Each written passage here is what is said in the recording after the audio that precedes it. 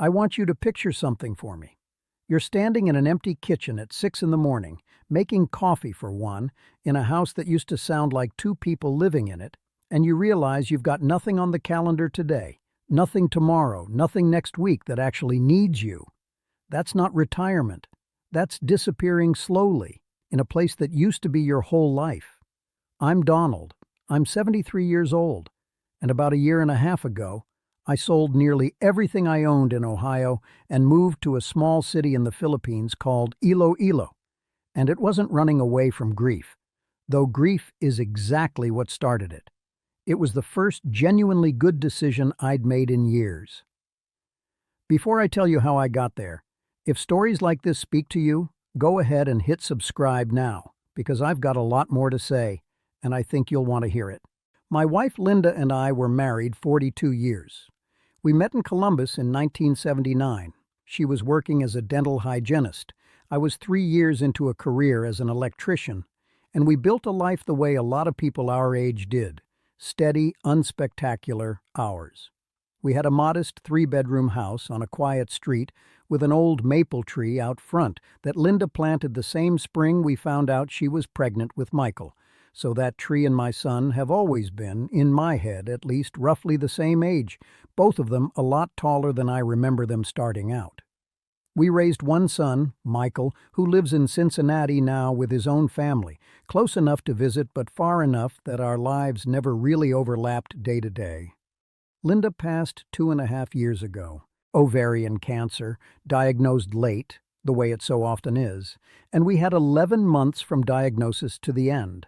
11 months I spent watching the person I'd built an entire life around slowly disappear in front of me while I stood there completely unable to stop it. I want to be honest about those 11 months because I think people who haven't lived through something like it imagine there's some kind of graceful cinematic quality to caring for a dying spouse, and there isn't, not most days. Most days, it was medication schedules and insurance phone calls and learning how to help her get from the bed to the bathroom without either of us acknowledging out loud what that meant about where things were headed. Linda, to her enormous credit, kept trying to make jokes about it right up until the last few weeks, telling me once, half laughing, that I'd better not let the gutters go to hell just because she wasn't around to nag me about it anymore. I promised her I wouldn't.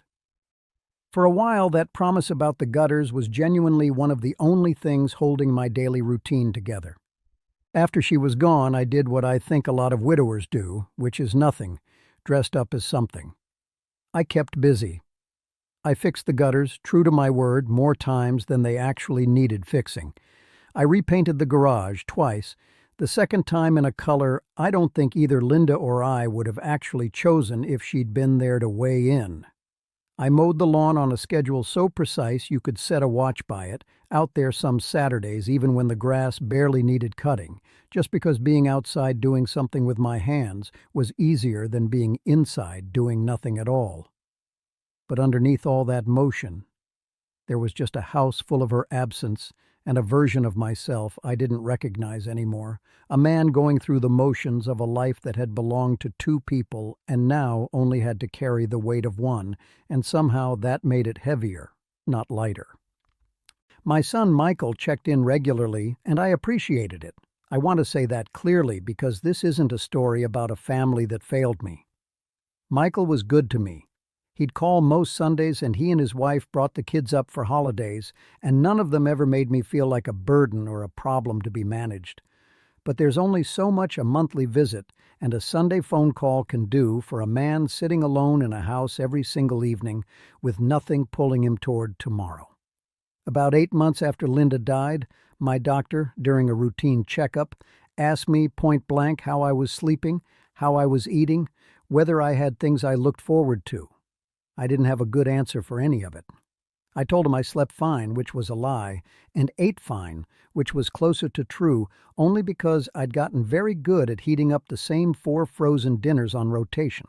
He didn't diagnose me with anything, didn't hand me a pamphlet, just looked at me over the top of his glasses and said, "Donald, you need something to wake up for, not just something to get through." That sentence sat with me for weeks. I'd be out mowing that already short lawn and it would just surface in my head, uninvited, every time. The idea of the Philippines came from an unlikely place. A guy I'd worked with for almost 20 years, an electrician named Danilo who'd immigrated from Cebu back in the 80s and eventually became one of my closest friends on the job. The kind of coworker friendship that starts out as just splitting a thermos of coffee on early morning calls and somehow, over 2 decades, turns into something closer to family. We'd stayed in touch after I retired, grabbing lunch every couple of months, and one afternoon over lunch, not long after that doctor's appointment, he mentioned he was planning a trip back home to visit his mother, who was getting up there in years herself, and almost as a joke, he said, "Come with me, Don, see where I'm from." I laughed it off at first, told him I wasn't exactly in the market for a vacation. But that night, I couldn't stop thinking about it, turning it over the way you turn over an idea that's already made up more of its mind than you have, and a week later, I called him back and asked if the offer still stood. He didn't even sound surprised. He just said, "I already figured you'd call."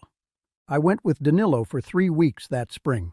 We started in Manila, which hit me the way I think it hits everyone the first time, overwhelming, loud, alive in a way that felt almost aggressive after the quiet of my empty house back home.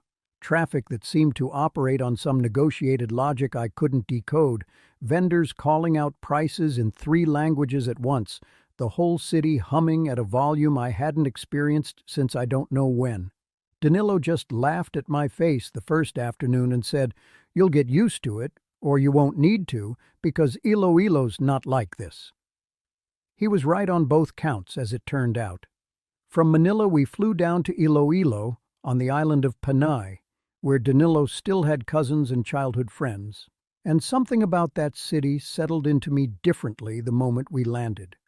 It's smaller than Manila or Cebu, walkable in a lot of areas, with this wide riverside esplanade where people jog and fish and just sit in the evenings watching the water, and a historic downtown full of old Spanish-era buildings, churches with facades that looked like they'd been standing since before Ohio was even a state, buildings that reminded me, oddly, of some of the older neighborhoods back home, except with palm trees and heat instead of snow and salt-stained sidewalks.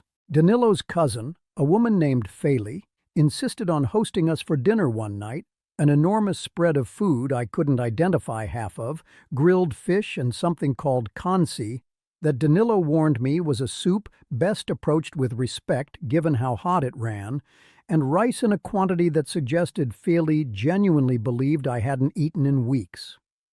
By the end of the evening, I'd been fed, teased gently about my terrible attempt at pronouncing Ilonggo words, handed a second helping I hadn't asked for and definitely didn't need, and hugged goodbye by people I'd known for exactly 4 hours, like I was already family.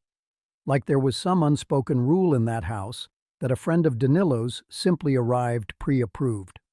I sat in the guest room that night, full and a little overwhelmed, and thought about how long it had been since a room full of people had wanted nothing from me except my company, no forms to sign, no schedules to coordinate, no careful management of my grief, just a chair at a table and a plate that kept getting refilled whether I asked for it or not. I flew home after those 3 weeks with a feeling I hadn't had in over a year, something close to anticipation, an actual pull toward something instead of just a slow drift away from everything. I didn't make any decisions right away. I sat with it for months, actually, doing the same thing I imagine anyone in my position does. Running numbers on a legal pad the way I used to run electrical estimates, reading everything I could find about the special resident retirees visa program, joining online groups of American retirees living across the Philippines and lurking mostly at first, reading through months of old posts before I ever worked up the nerve to ask a question myself. When I finally did post something, a fairly basic question about health insurance options for retirees, I got probably 15 thoughtful replies within a day from people I'd never met, several of whom I'm still in touch with now that I actually live here. I asked blunt questions about healthcare and safety and what happens when you get sick with nobody nearby who shares your blood, and the answers, over and over, came back some version of the same thing, that the isolation people fear most about a move like this rarely materializes if you're willing to show up and let people in, which sounded like exactly the kind of thing a support group tells itself right up until it doesn't hold up in practice. So I stayed skeptical for a good while longer than the words alone would suggest. Michael's reaction when I finally told him was more measured than I expected, mostly because by then I'd already done the homework and could answer his questions instead of just presenting him with a feeling and a plane ticket. He worried, the way any son would, asked about medical care, asked what would happen in an emergency, asked whether I was sure this wasn't just grief talking. I told him grief was absolutely part of it. I wasn't going to pretend otherwise. That pretending grief had nothing to do with any of this would have been its own kind of lie, but that grief had shown me exactly how empty the rest of my life had become around it, and that emptiness was the actual problem I was trying to solve, not something I expected a plane ticket to erase, just something I finally had a real shot at addressing instead of mowing around. He sat with that for a while on the phone, quiet in a way Michael usually isn't, and eventually said, "Okay, Dad, I still don't love it, but okay." Well, I sold the house about 5 months after that trip. Michael and his wife came up to help me sort through decades of accumulated belongings, a process that was harder than I expected, not because of the stuff itself, but because every box seemed to have Linda's handwriting on it somewhere, a label, a note, a grocery list tucked into an old cookbook between 2 recipes she'd clipped from a magazine sometime in the 90s. I found a birthday card she'd written for a birthday of mine, still 8 months away when she died, sealed in an envelope in her nightstand drawer, and I sat on the floor of our bedroom holding it for probably 20 minutes before I could bring myself to open it. It just said, in her handwriting, that she hoped whatever I was doing on that birthday, I was doing something that made me happy, and that she'd always trust me to figure that part out on my own. I kept that card. It's on a shelf in my apartment in Iloilo right now, and I've read it more times than I'd probably admit to Michael. I kept what mattered beyond that, photographs mostly, a few pieces of her jewelry set aside for my granddaughter someday, a small box of things from Michael's childhood Linda had never let me throw out, and I let the rest go, piece by piece, into an estate sale that filled our driveway with strangers picking through our life for an entire Saturday, which was, frankly, one of the stranger and more surreal days of the whole process. I flew back to Iloilo permanently on a Wednesday in September. 1 suitcase, 1 duffel bag, and Danilo, bless him, had already arranged for a small apartment through his cousin Feely before I even landed, a modest 2-bedroom unit in a quiet residential area not far from the river, renting for around 16,000 pesos a month, somewhere around $280, a number that still doesn't quite feel real to me even now, over a year later, given that it's less than what I used to pay just for property taxes back in Ohio. The first few weeks were disorienting in ways 3 weeks of vacation hadn't prepared me for. Visiting a place and building a life in it are entirely different exercises, and I underestimated that difference more than I'd like to admit. I had to learn how the local jeepneys and tricycles actually worked, a system that seemed chaotic on the surface, but ran, I came to understand, on a whole set of unwritten rules everybody else had absorbed by osmosis, and I had to learn the hard way, standing at the wrong corner more than once, or flagging down a driver already fully loaded. I had to figure out the market, where to buy what, at what price, and I got overcharged more than once during that first month, paying triple for mangoes I'd later learn should have cost a fraction of what I handed over. Something that changed, though, once the vendors themselves recognized me as a regular rather than a tourist passing through once and never seen again. A woman who sold fish near the entrance, whose name I eventually learned was Baby, started actually correcting on my behalf, waving me over and quoting me the honest price before I could even ask, sometimes even scolding in a friendly way, whichever other vendor had tried to overcharge me the week before. Feely checked in on me constantly those first weeks, in the same warm, slightly bossy way she'd hosted that first dinner, showing up with containers of food, insisting I come for Sunday lunch, introducing me to seemingly half the neighborhood over the course of about 10 days. And within a month, I had a whole small circle forming around me that I hadn't built myself so much as simply been absorbed into. The way a stray gets absorbed into a household that decides, without any formal announcement, that it's theirs now. There was a retired schoolteacher 2 doors down named Nita who started leaving containers of food on my doorstep because I made too much. A lie so transparent and so kind I never once called her on it, and who I later learned had done the exact same thing years earlier for a widower 2 streets over, a small, quiet habit of hers, feeding lonely old men whether they asked for it or not, that I've come to think of as one of the more genuinely good things a person can just decide to do with their spare time. There was a group of other foreign retirees, mostly American and Australian, who met on Friday evenings at a small bar along the Esplanade, weathered tables set right up near the water where you could watch the sun go down over the river while somebody's speaker played whatever playlist the bar owner, a woman named Grace, felt like running that week. Danilo walked me into that group myself the first time, making sure I wasn't left standing awkwardly at the edge of it the way I think I would have if I'd tried to introduce myself cold.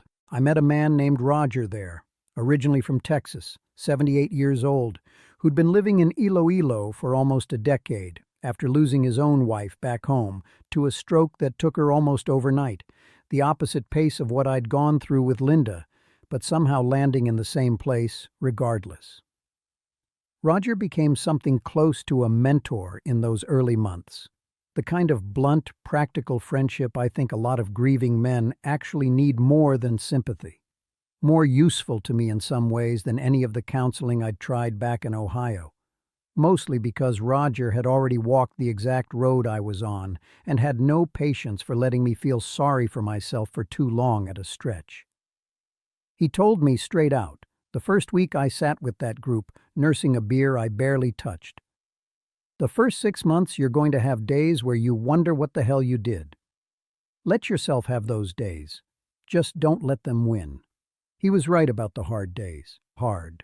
There were plenty, mornings I woke up in that unfamiliar apartment and, for a disoriented few seconds, forgot entirely where I was and reached for a phone to call Linda before the whole weight of it settled back in.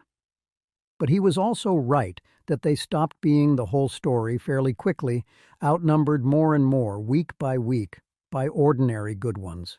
About 4 months in, I had a health scare that tested everything I'd told myself about being capable of handling this on my own, out here without a single blood relative within 8,000 miles.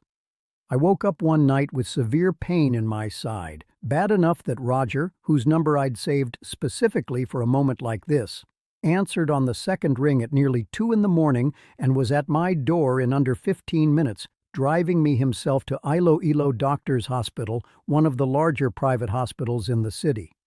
It turned out to be a kidney stone, painful but not dangerous.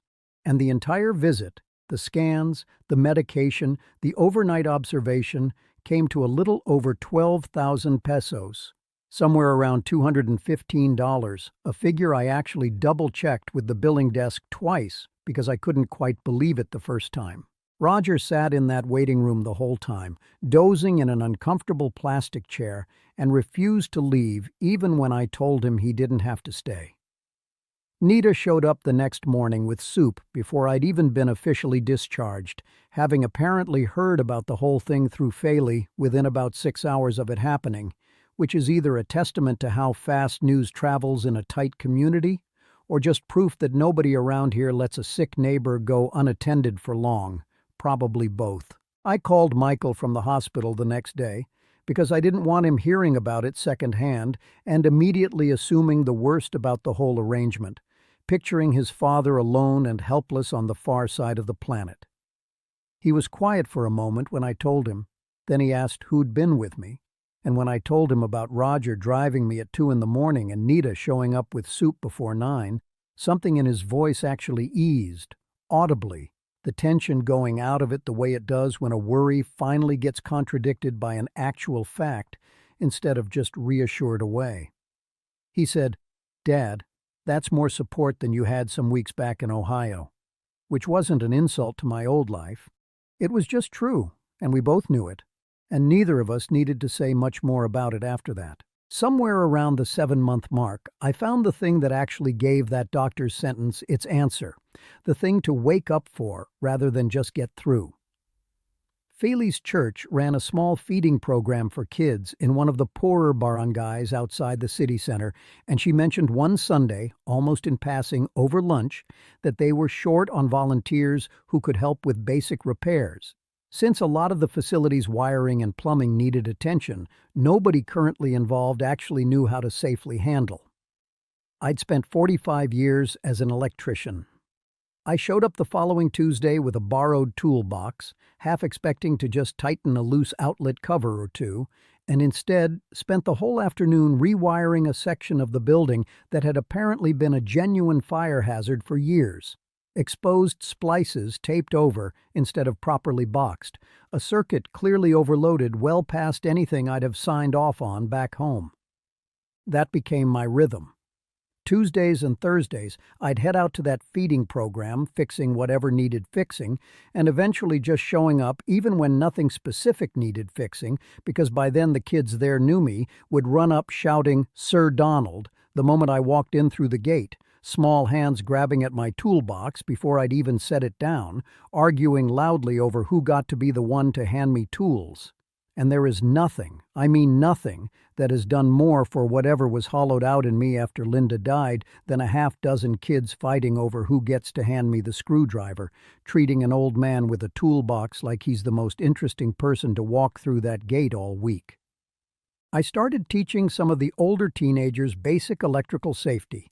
Nothing formal, no certification, just practical knowledge, how to avoid the exact hazards I'd spent decades fixing professionally, how to recognize a wire that's about to become a problem before it becomes a disaster.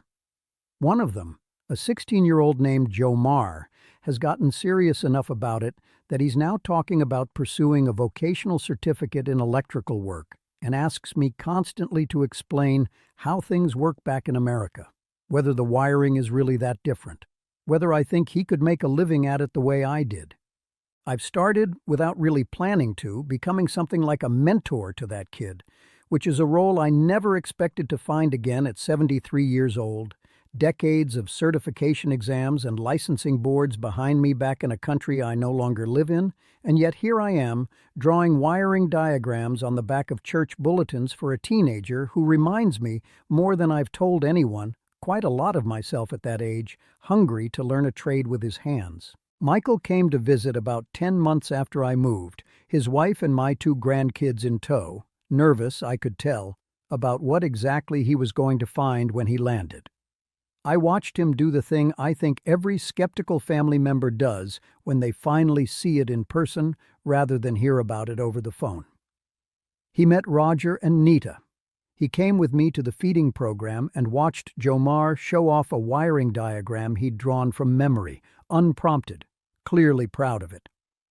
He sat with me on my small balcony in the evenings, the river visible in the distance, the sound of tricycles and roosters, and somebody's television drifting up from the street below.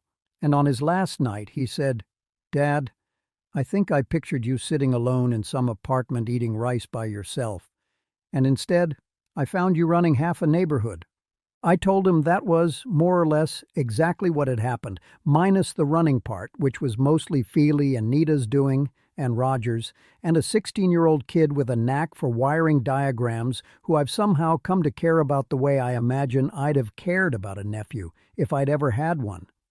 If any part of this sounds like where you are right now, sitting in a quiet kitchen, wondering what's actually left to look forward to, I hope this gave you something to hold on to.